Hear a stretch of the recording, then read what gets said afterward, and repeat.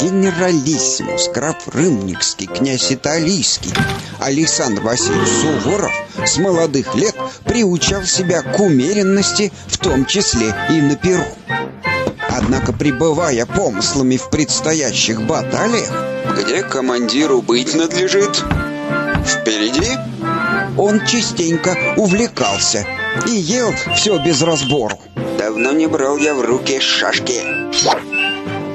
На этот случай денщику Прошке был дан приказ отнимать излишнюю еду хотя бы и силой. Ты что себе позволяешь, дурак? Кто приказал? По приказанию фельдмаршала графа Суворова. На что легендарный полководец отвечал: помилуй бог, ему должно повиноваться. И больше уж не ел.